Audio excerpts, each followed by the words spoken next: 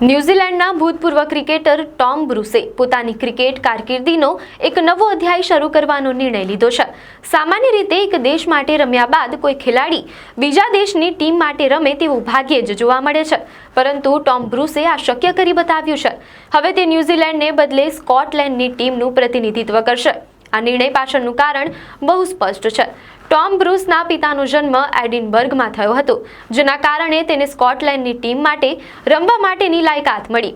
અગાઉ પણ તે 2016માં સ્કોટલેન્ડની ડેવલપમેન્ટ ટીમનો ભાગ હતો, જે દર્શાવે છે કે તેના સંબંધો સ્કોટિશ ક્રિકેટ સાથે જૂના છે।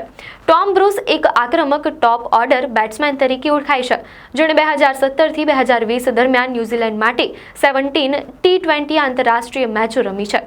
નિર્ણય વિશે વાત કરતા ટોમ બ્રુસે જણાવ્યું હતું કે તેના પરિવારનો સ્કોટિશ ક્રિકેટ સાથે ઊંડો સંબંધ છે અને આ નિર્ણયથી તેઓ ગર્વ અનુભવશે। તે સ્કોટલેન્ડની ટીમને સફળતા અપાવવા માટે પોતાની કુશળતાનો ઉપયોગ કરવા ઉત્સુક છે। સ્કોટલેન્ડ ટીમનો એક મહત્વપૂર્ણ ખેલાડી હશે। આ નવો પ્રવાસ તેના માટે પડકારજનક હોવા છતાં તે સ્કોટલેન્ડને નવી ઊંચાઈઓ પર લઈ જવાની આશા રાખે છે। આવી જ દુનિયાની શ્રેષ્ઠ ખબરો માટે તમે અમને ઇન્સ્ટાગ્રામ અને ફેસબુક પર પણ ફોલો કરી શકો છો।